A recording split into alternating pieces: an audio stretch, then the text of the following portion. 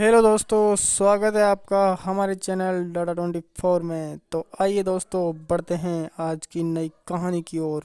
इससे पहले मैं आपको बता दूं कि आज की कहानी एक सच्ची घटना पर आधारित है और रूह कँपा देने वाली है। इसलिए दोस्तों, मैं आपको पहले ही परिचित करा देना चाहता हूं कि अगर आप बच्चे हो तो यह वीडियो यहीं स्किप कर दीजिए, और अगर आप बच्चे ना होकर भी कमज़ोर दिल वाले हो तो भी आप वीडियो स्किप कर सकते हैं। और आप हमारे वीडियो पर आ ही गए हैं तो आपका समय खराब नहीं करते हुए आपको लेकर चलता हूँ आरव जी की दुनिया की ओर।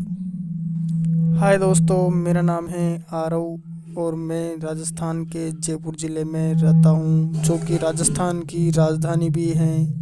मेरा गांव तो वाराणसी था, लेकिन रोज़गार नहीं होने की वजह से मैं काफ़ी समय पहले ही अपने परिवार के साथ जयपुर आ चुका था और कैब ड्राइविंग करने लगा। मैं उस समय भी कैब ड्राइविंग किया करता था और आज भी वही काम करता हूँ। मेरे को जयपुर में रहते हुए 9 साल बीत गए, लेकिन इसी बीच मेरी लाइफ में एक ऐसा दौर भी आया था जिसे सुनने वाले की रूह कांप जाए और देखने वाले के साथ वही हो जो मेरे साथ हुआ था।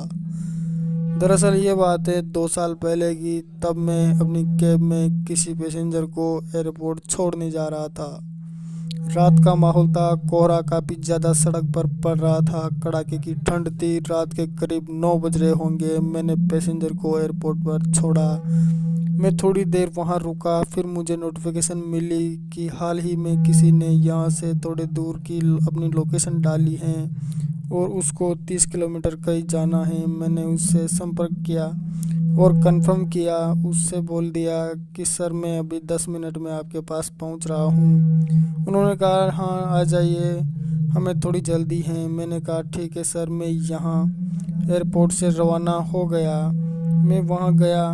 लोकेशन पर पहुंचकर मैंने फिर से उनको कॉल किया। उन्होंने मेरा कॉल एक्सेप्ट किया और कहा हाँ भाई, हम बस अभी पहुंच रहे हैं। मैंने कहा हाँ सर, आ जाइए, कोई दिक्कत नहीं है।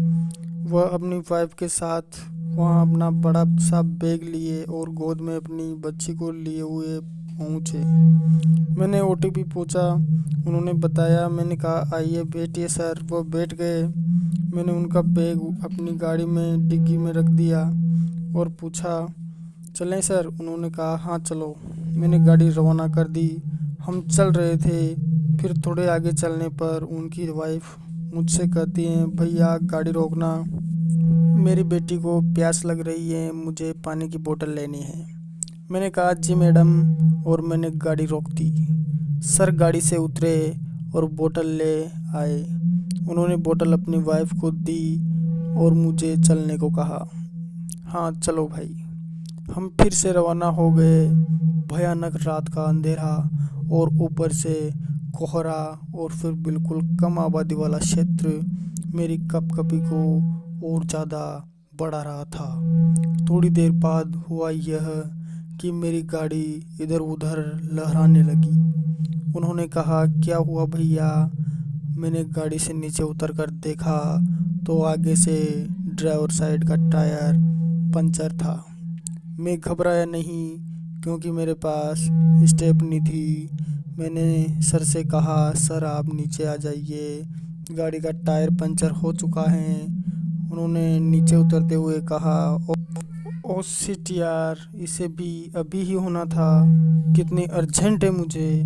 मैंने कहा जी सर मैं समझ सकता हूँ, लेकिन मेरे पास स्टेपनी है, मैं अभी चेंज कर देता हूँ। उन्होंने कहा हाँ यार जल्दी करो। लेकिन मैंने कार से स्टेपनी निकाली, जैक वगैरह निकाले और 10-15 मिनट में काम हो गया। मेरी कैब फिर से रनिंग के लिए तैयार थी। मैंने गाड़ी में बैठकर आवाज़ लगाई सर आ जाइए। मैंने स्टेपनी बदल दी है। सर अपना सामान उठाकर फिर से गाड़ी में बैठ गए। मैंने गाड़ी को आगे बढ़ाया तो पाया कि मेरी गाड़ी फिर से लहराने लगी। मैंने आश्चर्यचकित होकर गाड़ी रोक दी। सोचा कि टायर के बोल्ट शायद अच्छे से नहीं लगे हैं, इसलिए गाड़ी लहरा रही है। मैंने कहा सॉरी सर, 1 मिनट में देखता हूँ। मैं कार में से नीचे उतरा और चारों ओर घूम कर देखा तो अब की बार दूसरी साइड का टायर पंचर था। अब मैं घबरा गया क्योंकि मेरे पास जो स्टेपनी थी उसका मैंने ऑलरेडी यूज़ कर लिया था। अब मेरे पास कोई चारा नहीं था और मैं वहीं सड़क के किनारे जाकर बैठ गया। थोड़ी देर बाद सर भी कार से नीचे उतरे और उन्होंने टायर को देखा और वह भी मेरे पास आकर बैठ गए और बोले, अब क्या करोगे? मैंने कहा, वही तो मैं सोच रहा हूँ सर कि अब क्या किया जाए। आसपास कोई पंचर की दुकान भी नहीं दिख रही। उन्होंने कहा, अगर पंचर वाला होगा भी तो हमें वह इस कोहरे की वजह से नहीं दिखेगा। इस तरह सोच ही रहे थे कि मैडम कार में बैठी हुई जोर से चिल्लाई। हम दोनों दौड़कर कार के पास पहुँचे। उन्होंने कहा, क्या हुआ रचना? मैडम ने कहा, दिलीप यहाँ कुछ हैं। मैंने कहा, आप कहना क्या चाहती हो मैडम? उन्होंने कहा, भैया जब मैं कार में बैठी थी तब एक औरत इस कार के चारों ओर चक्कर लगा रही थी और मेरी तरफ डरावने इशारे कर रही थी।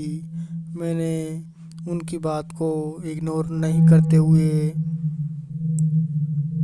सर से कार में बैठने को कहा और पंचर कार को ही 2 किलोमीटर चलाया। मैं वहाँ से जल्दी निकला। आगे जाकर पंचर बनवाया क्योंकि मुझे पहले से ही डाउट था कि यार कार में के एक साथ दोनों टायर पंचर आज तक ही नहीं हुए, फिर आज अचानक कैसे हो सकते हैं? ज़रूरी ही यहाँ कुछ ना कुछ है। तो दोस्तों, ये थी हमारी आज की कहानी, जो आशा करता हूँ कि आपको बहुत पसंद आई होगी। इसी प्रकार की नई सच्ची डरावनी घटनाएं देखने के लिए हमारे चैनल डाटा24 को सब्सक्राइब अवश्य करें। तो मिलते हैं दोस्तों एक और नए वीडियो के साथ। तब तक के लिए बाय, टेक केयर।